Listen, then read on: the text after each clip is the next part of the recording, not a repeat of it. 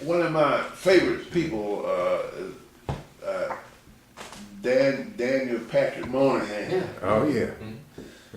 Yeah. He was known as the great complexifier.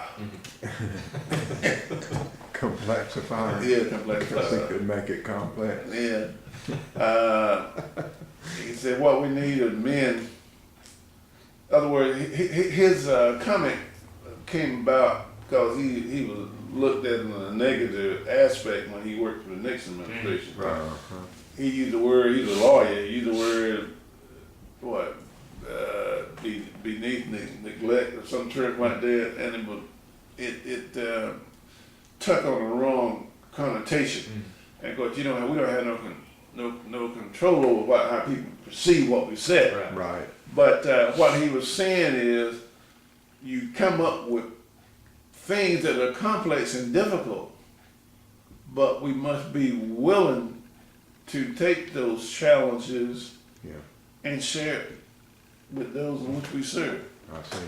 Now, I picked it. This is something I picked up other day that I like, and realtor of mine that we work close together, and these are comments. See, the whole world to me is well, think about what Ben Franklin said. A wise man will learn in his school, but a fool learn in none. And in other words, to me, you don't have to be walls. Right. Right. So this is a school. Yeah. And so I have had many teachers. Anyone that has knowledge, regardless of what the subject is, I want to benefit from it. Now, surely it may be complex at the time I'm listening to it, but I'm going to give some assessment until what they're saying, and if what they are saying regards how complex it is, well then I'm gonna assess it, and hopefully then I'm probably start utilizing it. In fact, I had a fellow tell me something last year. Some people could have took it as an insult, but if you can get beneath that and listen to what people are saying, Yeah. and I found something what he had said. The other way he was saying that how he thought I had changed since I got out of the military,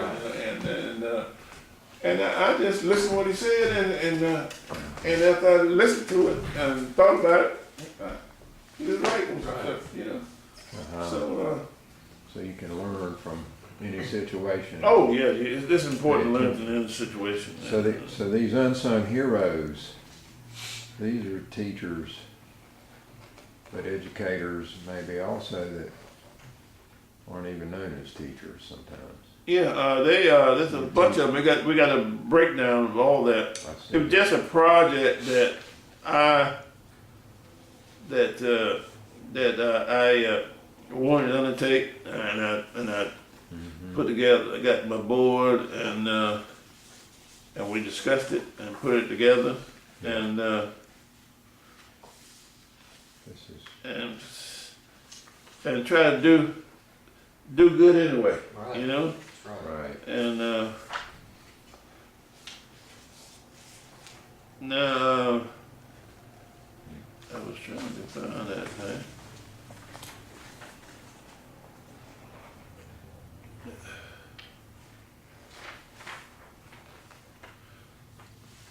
Did you write this synopsis of the history What was the history of it? of Darden High School? I put the information there, but it was edited by Mrs. Hagan, Hattie Hagan, Okay. Addie Hagan. Mhm.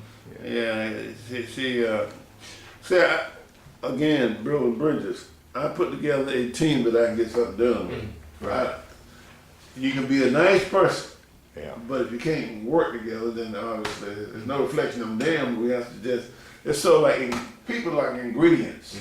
There's no reflection on those, but certain ingredients work better in food stuff than others, you know? Right. Right. Together. That's right. For instance, I have a function at my house. I'm gonna look at putting together people who I feel can interact together.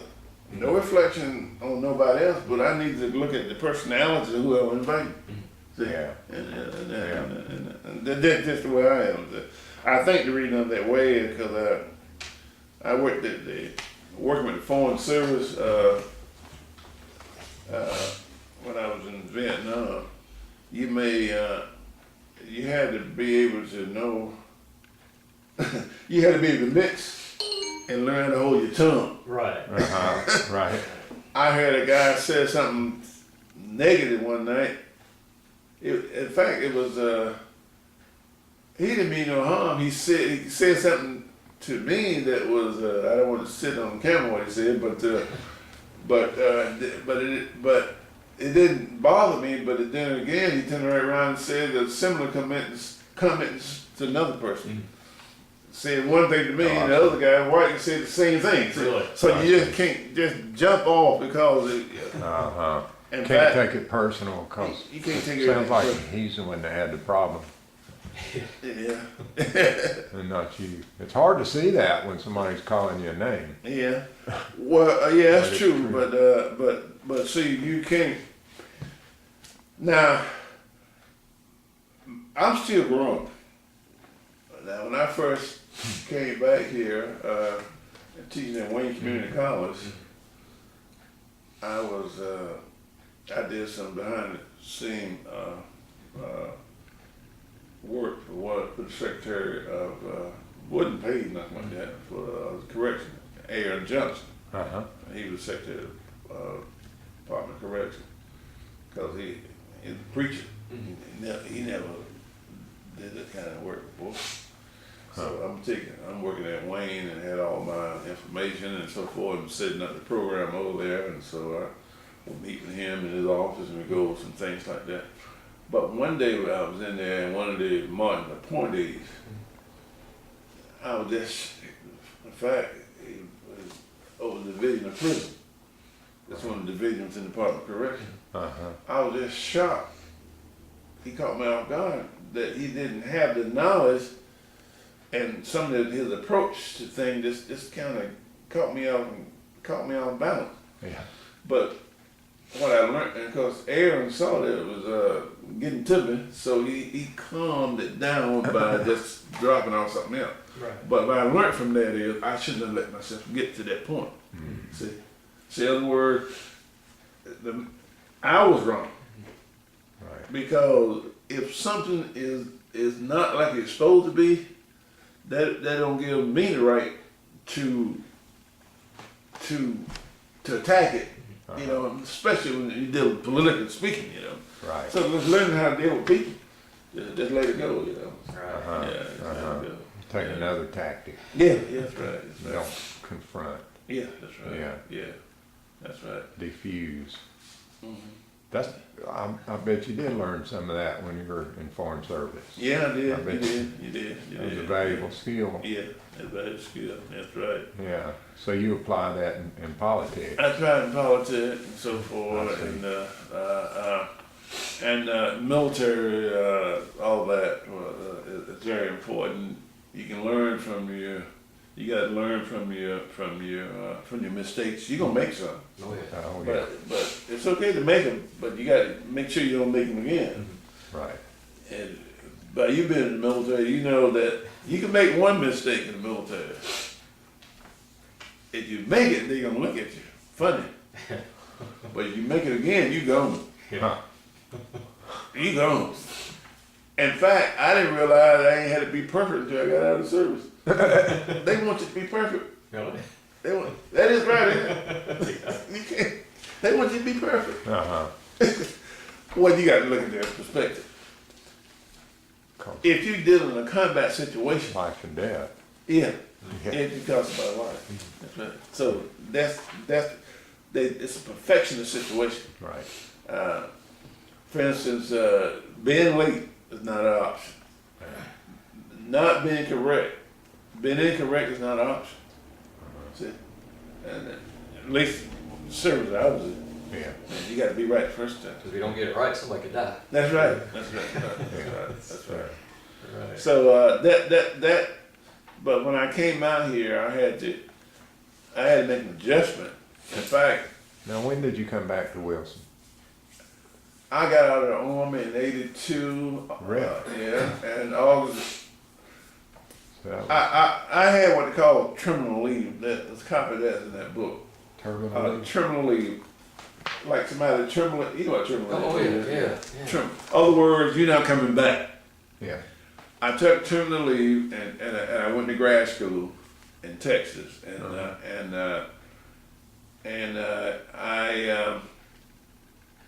I graduated with my master's and I know what it was. I graduated on May the 14th and I retired from service on August 1st. Okay. I think that's what it was. Yeah. And so So you took all the leave that you had Mhm. gathered up, but you never went back. never went back. I went back, yeah. And so I came out here. I came out of the military ready, workforce ready. I had a master's degree, and what I did, I have two brothers who were brick mason contractors, and I spent time with them. In fact, what I did is my last 2 years in service, I worked for I was assigned to a reserve unit. They call that, during the time I was in, they call it full-time manning. What they do is they take an active duty service member and put them into a reserve unit or a National Guard unit for the purpose of training. And in fact, that's how I got my military service award, a medal for the job I did there. And they used to give you that if you qualify upon retirement. Right. And so that's equivalent to the Bronze Star. I was going to ask you Yeah. how you got that Bronze Star. Yeah. Well, put them TV sets up, Yeah. get the shot at, Mm-hmm. and risk of life. Right. So you got, in order to get it, you got to be, a hostile force got to be involved. See. Now, there's two types. You got military service, and you got one V device. Mm-hmm. Right. V device is when you're actually shooting at each other. You know, you get that kind of. Like- Mine's come from working with a hostile force when I could have been killed, but wasn't killed, so that's the difference opposed to V device. I didn't get the V device. When I served in peacetime, they were giving away Bronze Stars to these high-ranking officers like candy, you know. Oh really? Yeah, you know. What was that? See, when I served in the Navy, it was on aircraft carriers, and they were giving Bronze Stars to the commanding officer just for being the commanding officer, Oh, that's shame. you know. That's shame. So, That's you shame. know. Well, I got mine from going out there, putting them TV sets up Right. there and ducking roll mines on the Jeep. Mhm. When it, in fact, one thing that helped me out, my translator, we were in the Jeep. Uh-huh. He didn't want to. We had to get the Jeep because we had to deliver the television setup. Right. He preferred for us to use a motorcycle. I had a Honda motorcycle because you got less wheels. So we had to be concerned about roll mine. Oh, yeah. See, but we couldn't put a TV set on a Honda motorcycle, so we had to put it in the Jeep. And so we riding along there. He said, right over there. He said, "GI, same you got killed." And then they helped us. Yeah. And then, like I said, living in that little compound. You see, I got some pictures. A compound way in,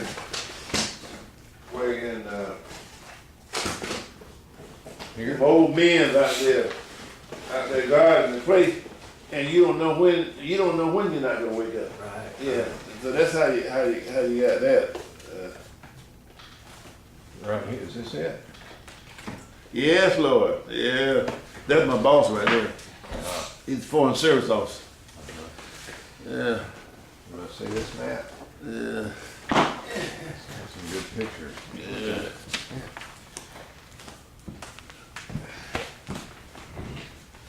pictures. Yeah. So, sometimes we talking that PTSD slip back in on me and get a little emotional, you know. But,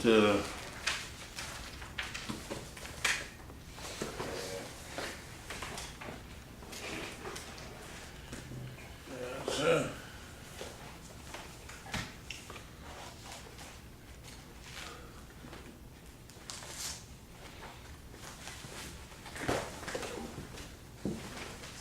Now, who are these guys? oh, that's Rufus Evanston and the Clyde Irvins. They was at that time. Rufus Evanston, you know who he is. Yeah. Yeah. I had taken over the program. I had taken over the program at yeah, that's me right there. I hadn't been out in service but about a year. Yeah. And I set up the program. I set up an advisory council over the base, Uh-huh. Civil Gun Air Force Base, in the meeting Oh, I there. see. And yeah, I set the program up and so forth. And I invited Rufus down to our facility. He was running for governor at the time. I was in fact I was on his advisory committee. Were you? Yeah. We still keep in touch, contact. Yeah, and you probably know that I know a lot of folks. I know. Yeah.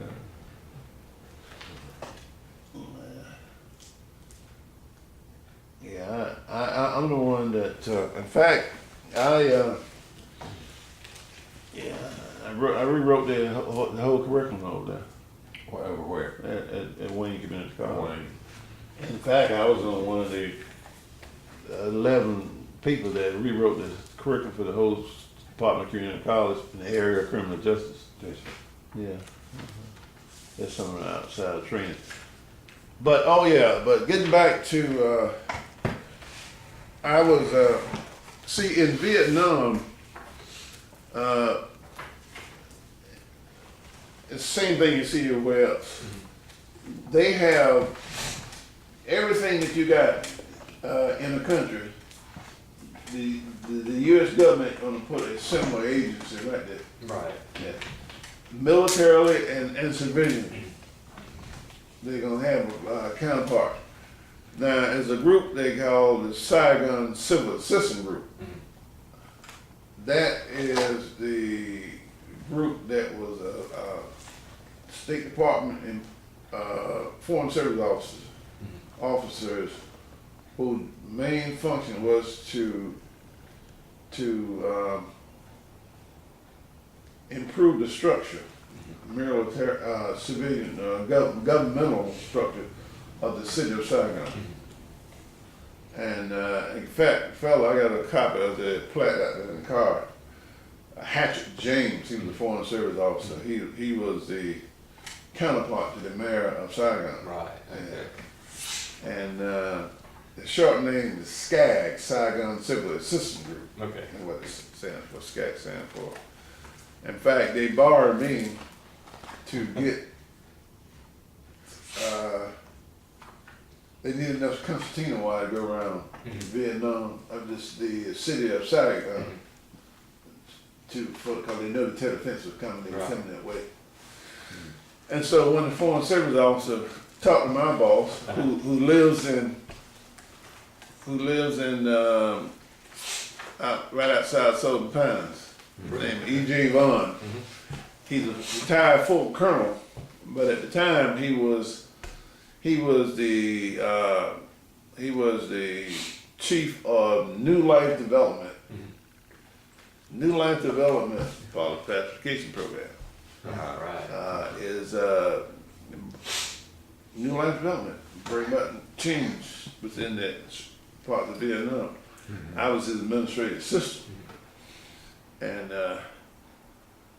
he wore civilian clothes, and I wore civilian clothes, and